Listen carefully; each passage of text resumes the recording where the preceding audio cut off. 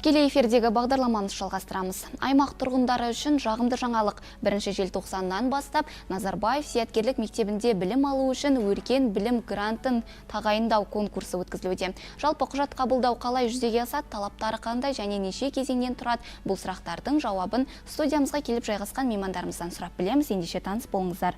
Гүлсім Досанова, Назарбаев зияткерлік мектебі қабылдау комиссиясының хатшысы және 10-шы сынып оқушысы Темірлан Амантай. Қадірменді көрермен, тақырып аясында қояр сауалдарыңыз болса хабарласыңыздар. Тікелей эфир телефоны экранның төменгі бөлігінде көрсетулі. Біз сіздермен тікелей байланысқа шығатын боламыз.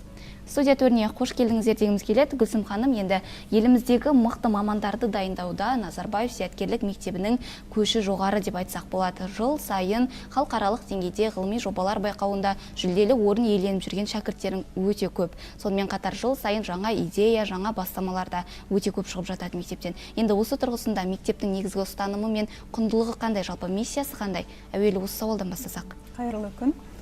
Біздің мектебіміздің миссиясы ол білім берудегі ұлттық және халықаралық үздік тәжірибелерді қолдана отырып, оқушының жан-жақты интеллектуалды дамуына ықпал ететін сапалы білім беру болып табылады. Ал ең басты құндылығымыз ретінде біз мектебіміздің түлектерін академиялық терең біліммен қаруланған, үш және одан да көп тілді меңгерген, кең ауқымды дағдылар қалыптасқан, еліміздің және халықаралық жетекші университеттерге оқуға түсуге қабілетті, сондай-ақ белсенді азаматтық ұстанымы бар, азаматтық өзіне адамгершілік құндылықтары жоғары ұлтжанды тұлғаларды тәрбиелеу деп санаймыз.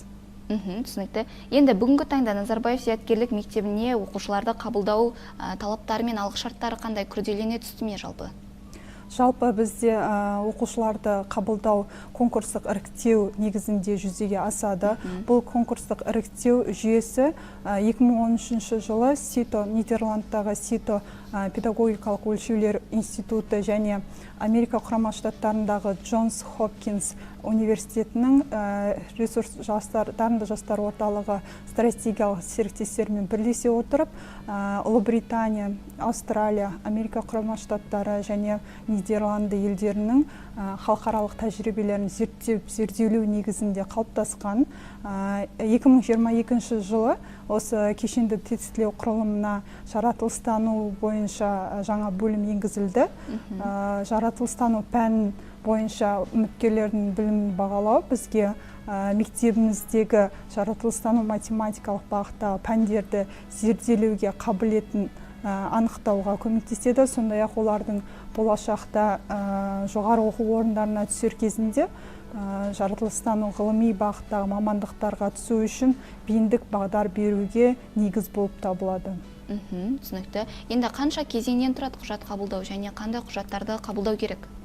Қазіргі таңда 1 желтоқсаннан бастап қабылдау комиссиясы өз жұмысын бастады. Құжаттарды қабылдау 10 қаңтарға дейін жалғасын табады.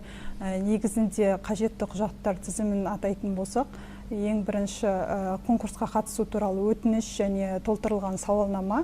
Осы екі құжат мектепте құжат тапсыру кезінде толтырылатын болады. Одан кейін 5-ші сынып бойынша немесе 6-шы сыныптың 1-ші жартыжылдығы бойынша табельдің көшірмесі, аталған құжат тиісті білім беру мекемесінің басшысының қолымен расталып, мөрімен бекітілуі тиіс. Сонымен қатар көлемі 1 мегабайттан аспайтын сандық фотосуреті 3-4 сантиметр өлшеміндегі, сондай-ақ осы аталған құжаттар мұқабасы түссіз 10 файлдық пластикалық папкаға тіркелуі тиіс. Және де егерде заңды тұлғасы келе алмайтын болса, сенім хатпен басқа туыстарына жүктеуге болады міндетті. Түсінікті. Енді мектепке келіп құжат тапсыра алмайтындарға жалпы қандай жағдай жасалған? Онлайн тіркелуге болады ма жалпы? Өкінішке орай онлайн тіркелу мүмкіндігі қарастырылмаған, бірақ келушілердің уақытын үнемдеу мақсатында бізде онлайн броньдау қызметі жұмыс жасап тұр. Ол үшін Қызылорда қаласында Назарбаев зияткерлік мектебінің сайтының басты бетінде қабылдау комиссиясына баруды броньдау тетігін басып, өзіне ыңғайлы күн мен уақытты таңдауы тиіс. Кешенді тестілеу жалпы 2023 жылдың 2-3 наурыз күндері 2 күн бойы жалғасын табады. Тестілеу жазбаша форматта өткізіледі. Бірінші күні, тестілеудің бірінші күні жаратылыстану математика бағытындағы пәндер бойынша, ал екінші күні қазақ, орыс, ағылшын тілдер бойынша тілдік тест өткізіледі. Тестілеудің бірінші күніне қатыспаған үміткер екінші күні қатыса алмайды, себебі 2 күнге де қатысу қажет. Ал нәтижелері екінші күні аяқталған соң 40 күнтізбелік күннен кейін Назарбаев зияткерлік мектептері дербес білім беру ұйымының сайтында жарияланатын болады және біздің мектебіміздің қабырғасына ілінетін болады. Түсінікті. Темірлан, енді өзіңде айта отырсаң, жалпы өзің мектепке қалай түстің, қандай дайындық жұмыстарын жүргіздің? Себебі бізді көріп отырған оқушылар болуы мүмкін, енді соларға бір бағыт-бағдар бере өтсең. Рахмет. Мен Назарбаев зияткерлік мектебіне дайындығымды арнайы сұрақтардың форматымен танысудан бастадым. Сұрақтарға қалай белгілеу керектігіне Назарбаев зияткерлік мектебінің сайтындағы тегін үлгілермен жұмыс жасау арқылы тағайындалдым және менің ойымша әрбір Назарбаев зияткерлік мектебіне тапсыратын оқушы осы үлгіні тапсырып өзінің білімін шыңдау маңызды. Осындай жұмыстың арқасында мен Назарбаев зияткерлік мектебіне сынаққа келген кезде басқа оқушылар қалай белгілейміз деп ойланып отырған кезде мен тезірек және дұрыс шешімдерді белгілеп сынақты уақытылы аяқтадым. Тағы да айта кететін маңызды оқушыларға қажет аспект ол сіздер өздеріңізге қолайлы күнтізбе жасауларыңыз қажет. Менің күнтізбемде 2 сағаттық бос уақыт болды және сол уақытта мен осы сынаққа дайындалдым. Уақытты пәндердің арнайы пәндерге бөліп, сол уақыттарда өзімнің білімімді нығайттым десем болады. Және осындай жұмыстың арқасында қобалжымай, уайымдамай сынақтан жақсы тапсырып шықтым. Күнтізбелік кесте жасайын деп айта өттің, енді сен бұны әр күніңе жасайсың ба, негізі әлде бір апта, бір айға жоспарлап қоясың ба? Негізі мен жатардың алдында кешке таман күнделікті күнтізбемді дайындап отырдым және де мен үшін күнделікті дайындалу маңызды еді, себебі күнде жаңа ақпарат, біз жас ұрпақпыз, күнде жаңа ақпарат келіп жатады және өзіміздің білімімізді шыңдап отыру күнделікті маңызды. Сондықтан күнде күнтізбе жасап отырдым. Керемет, әрине. Енді мектептің сен үшін негізгі ерекшелігі неде болды? Жалпы қызығушылығың қалай, қашан оянды? Біздің мектептің ерекшелігі әрбір оқушыға жасайтын мүмкіндіктерінде.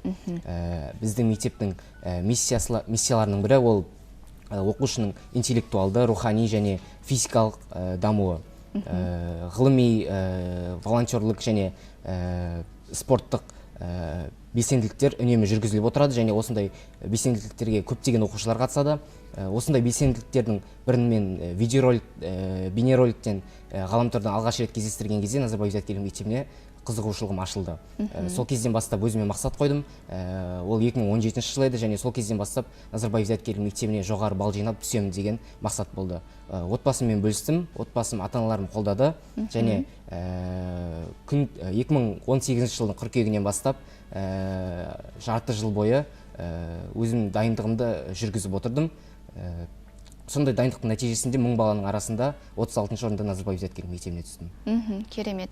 Енді өзің байқауымша ғылыми жобаларға да қатысып, түрлі бағытта орын алып жүрсің және бағдарламаға келіп те сұхбат беріп жүрген едің. Енді айта отырсаң жеткен жетістіктерің турасында осы уақытқа дейінгі.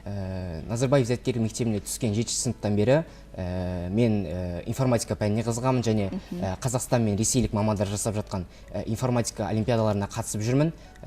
Бұдан бөлек робототехника мен ракетостроение қосымшалары бар. Әрбір оқушы өзінің білімін нығайтып, басқа оқушылармен сайысқысы келетін болса, осындай қосымшаларға жазыла алады.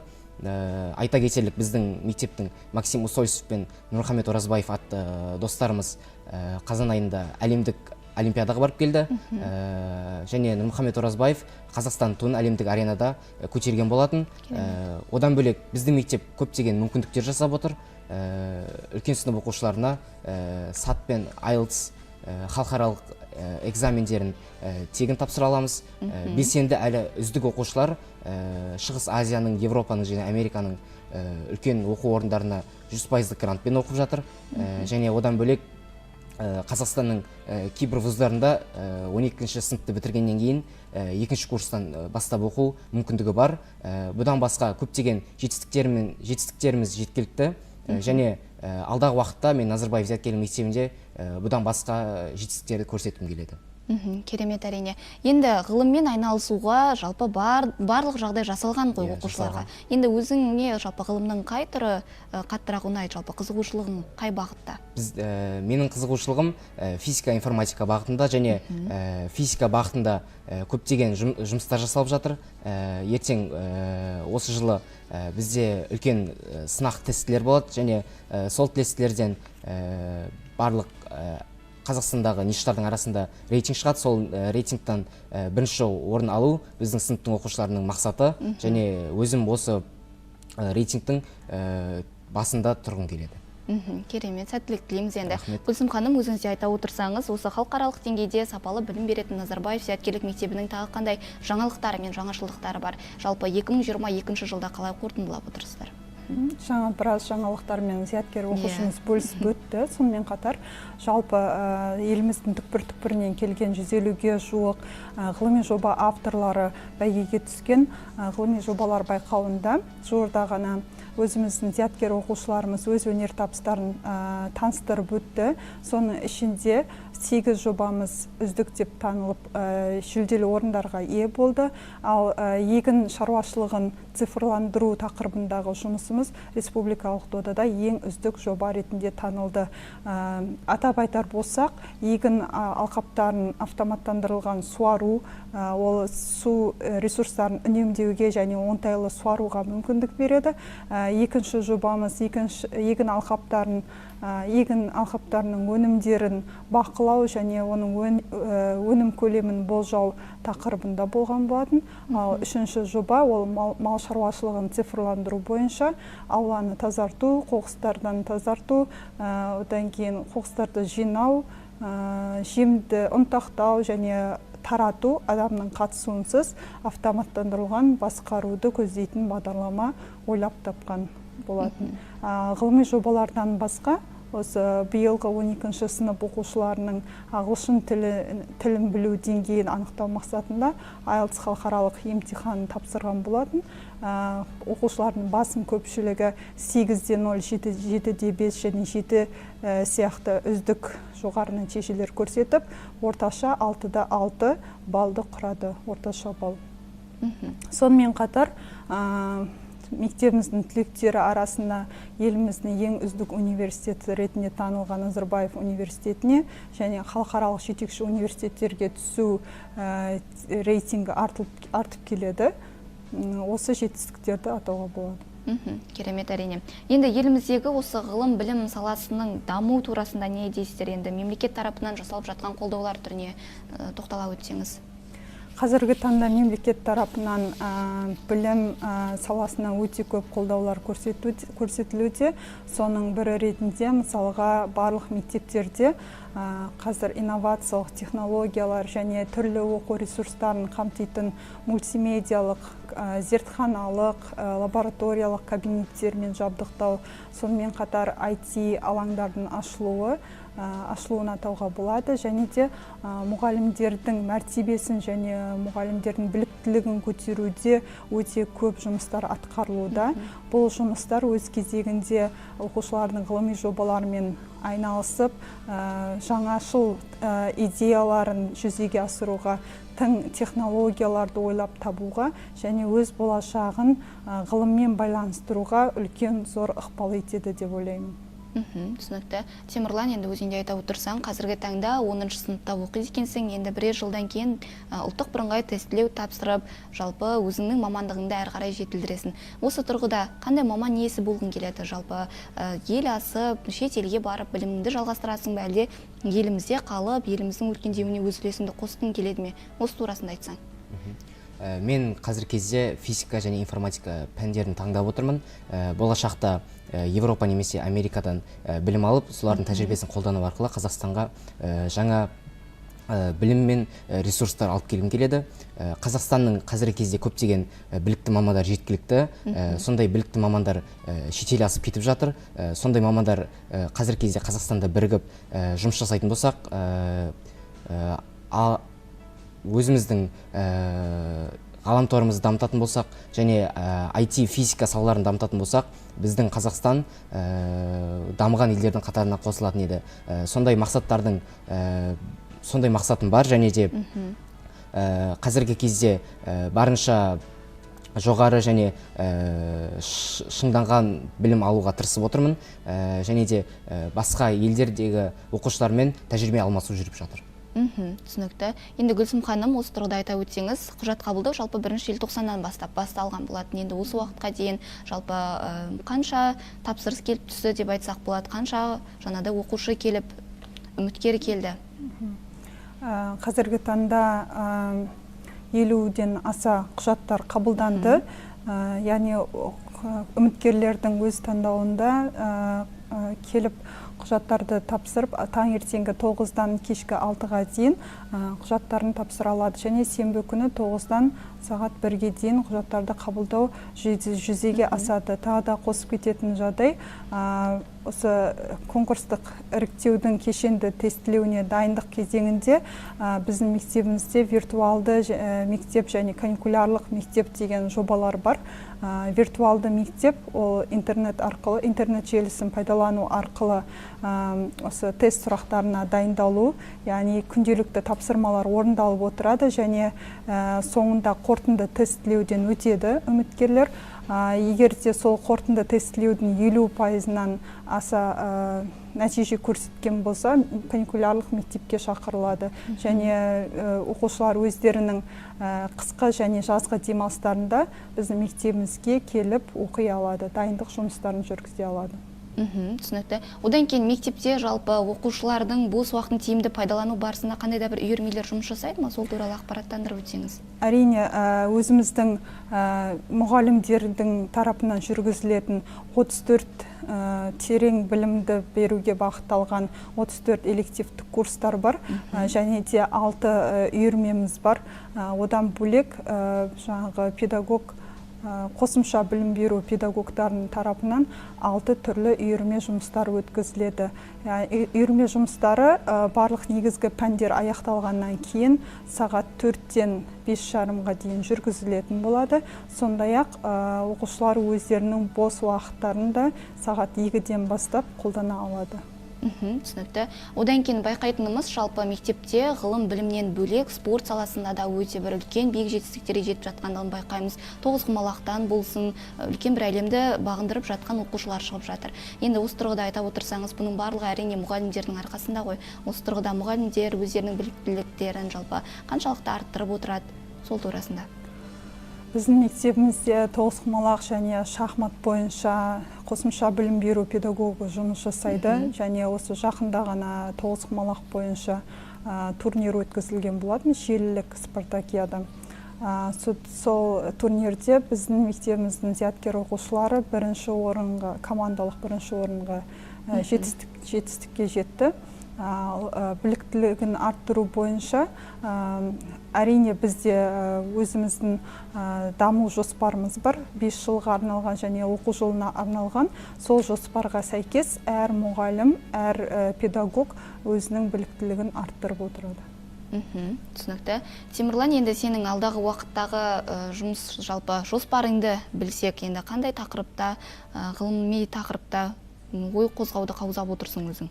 Қазіргі кезде дамып келе жатқан ол virtual reality тақырыбында көптеген жұмыстар жасалып жатыр, және менің ойымша осы Қазақстанның болашағы зор. Егер қазірден бастап дарынды оқушылар осы тақырыпты зерттей бастаса, менің осы тақырыппен қатты қызығамын, және ғаламтор желісінде көптеген мағлұматтар мен ресурстар бар. Соларды қолдану арқылы біздің мамандырылған ұстаздарымыз оқушыларға білім беретін болса, ғаламтор желісі жайлы оқушылар көптеген ақпарат алатын еді. Мен бұдан бөлек компьютерлік қауіпсіздік тақырыбын зерттеп жатырмын, және осы жылдың соңына дейін оқушылардың алдында осындай тақырыпта диссертация қорғағым келеді. Бұдан бөлек физика және химия, биология бағытында көптеген жұмыстар жасалып жатыр. Спорттық және волонтерлік жұмыстар көп. Бұдан бөлек спорттық жетістіктерімізді нығайтып, Астанада өтетін Қызылорда Назарбаев зияткерлік мектебінің мектептері арасындағы волейболдың желілік жарысын қолдауға көптеген оқушылар бара жатыр. Осы биылғы жылы желілік волейболдан жарыс жалпы біздің Қызылорда аймағымызда болды ғой, мектептер арасында. Сол кезде де өте бір жоғары дәрежеде көрсеткен болатын. Ол жеңістеріңізбен де шын жүректен құттықтағымыз келеді осы тұста. Енді Гүлсім ханым, өзіңіз де айта отырсаңыз, негізінен осы Назарбаев зияткерлік мектебіне оқысам деген оқушылардың жаңадай үміті өте зор деп айтсақ болады, армандап жатады, мақсат қойып жатады. Осы тұрғыда жыл сайын қанша оқушыны қабылдайсыздар мектепке? Мысалға, былтырғы жылдың нәтижесіне сүйенсек, 1500-ге жуық оқушылар, үміткерлер бізге құжаттарын тапсырған болатын. Соның ішінен 120 шақты оқушылар іріктелініп алынды. Өркен білім беру гранты негізінден сол республикалық комиссияның шешіміне сәйкес шектеулі орындар болады. Мысалы, әр жылы әр түрлі грант саны бөлінеді. Соған сәйкес ең жоғарғы, мысалы 1500 максималды балл болатын болса, 1500 балдан балға ең жуықтаған, жоғары балл жинаған оқушылар іріктелініп алынады. Түсінікті. Енді қазіргі таңда жаңа Қазақстанға бет бұрып, бағыт-бағдарымызды айқындап жатырмыз ғой. Осы тұрғысында алдағы уақыт еншісіндегі сіздердің мектептеріңіздің жоспары қандай? Жаңа Қазақстан бойынша дейтін болсақ, бізде NIS Engineering деген жоба жүзеге асып жатыр, енгізіліп жатыр. Бұл жобаның мақсаты инновациялық технологияларды және көздейтін оқушылардың техникалық білімін қалыптастыратын жүйе құру.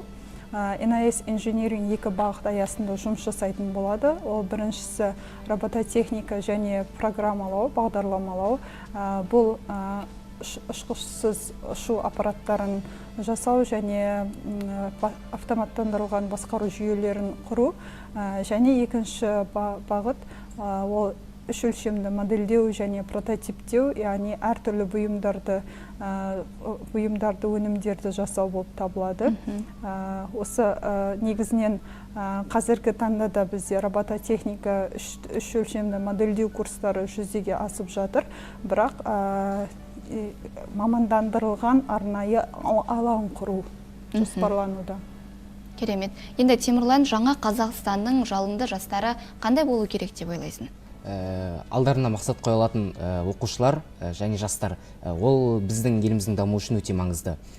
Біздің қазіргі кезде мектепте өзіңнің өмірің жайлы мақсат қойып, сол мақсаттарға жету және өзіңнің өміріңдегі маңызды заттарға бет бұрып, солармен жұмыс жасай алу, ол біздің мектепте психологтармен жұмыс жасауда көптеген дағдыланып жатыр. Қазіргі кезде оқушылар ертерекпен салыстырғанда өздерінің жастайынан мақсаттарын біледі және тек өздері үшін емес, отбасылары, отандары үшін жұмыс істеймін деген мақсаты айқын, арманы биік оқушылар көп. Сондай оқушылардың санын арттыру біздің мектептің басты мақсаттарының бірі болуы тиіс. Енді осы орайда уақыт бөліп келгендеріңізге алғыс айтқымыз келеді. Жасап жатқан жұмыстарыңыз әрдайым жемісті болсын дегіміз келеді. Енді Темірлан, өзіңе де биік шыңдарды, биік белестерді бағындыруыңа шын жүректен тілектеспіз. Ғылым жолында тек сенің есіміңді бір байқайық, біздің бала, біздің аймағымыздан шыққан оқушы деп мақтан тұтып отырайық әрдайым.